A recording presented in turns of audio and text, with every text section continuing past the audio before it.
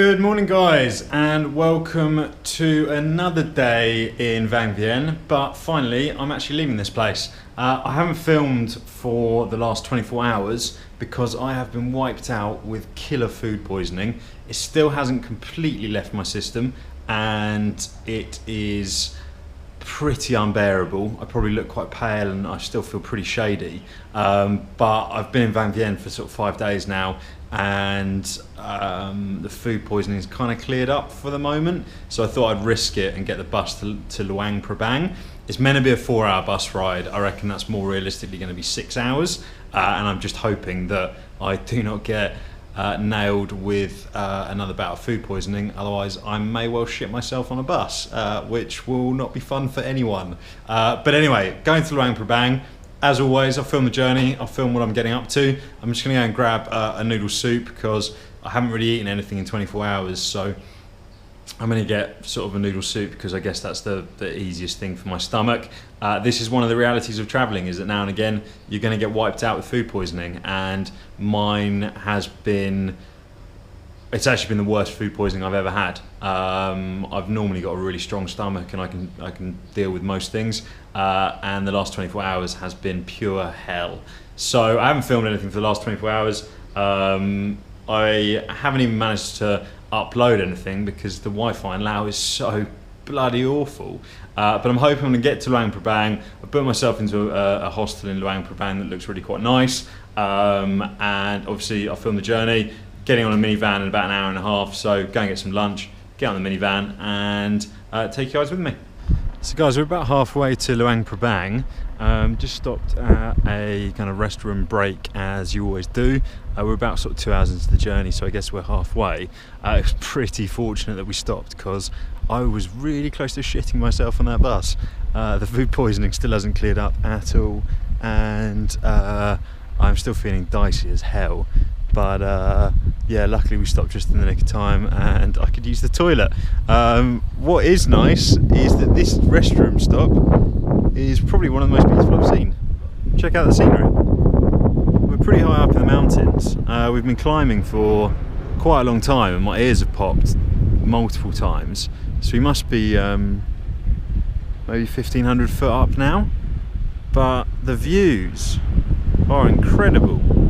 And it's even pretty cold up here.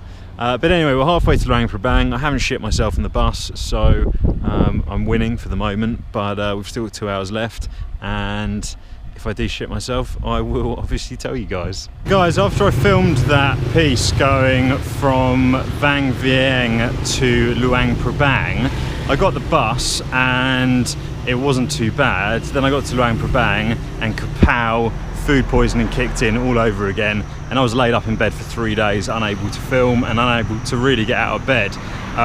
It was the worst food poisoning I've ever experienced. It's the only food poisoning I've ever had, but it made me think I should probably give you guys a guide on how to survive food poisoning in Southeast Asia, because I've survived it, I feel fine now.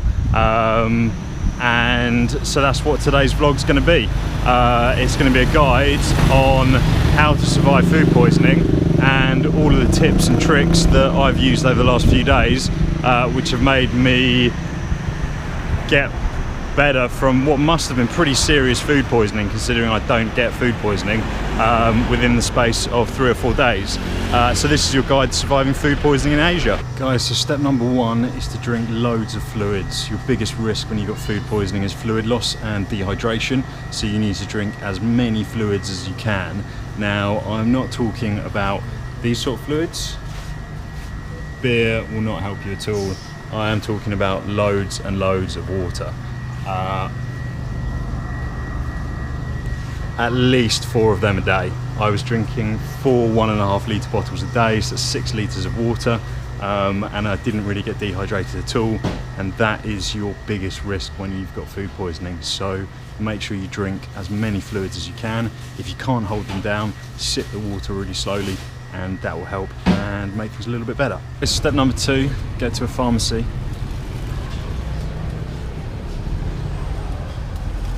There's a couple of things that you can get from the pharmacy that are pretty essential. Number 1, rehydration sachets. Number 2, activated charcoal. Now, activated charcoal soaks up any bacteria in your stomach and it will get rid of food poisoning quicker than doing nothing at all. As the rehydration sachets are essential, you can pick them up at any pharmacy. If you're not feeling well enough and you're staying in a hostel, I'm fairly sure you'll be able to find someone that will go out to a pharmacy and pick them up for you, because you are never further than about 200 meters from a pharmacy. And one of the girls in my hostel went out and picked up everything that I needed for me.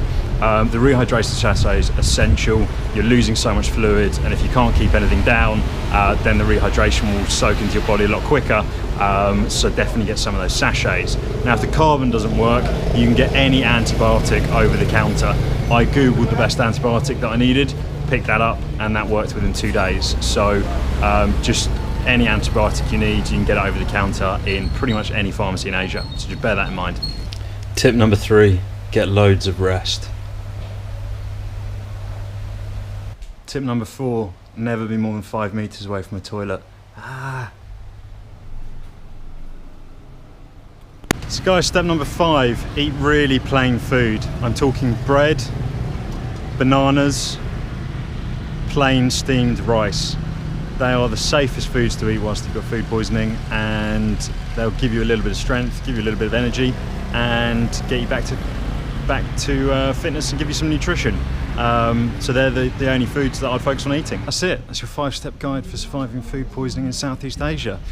Trust me, it works. They're the exact steps I followed, and I got through a particularly brutal bout of food poisoning and have come out the other side feeling fit and healthy.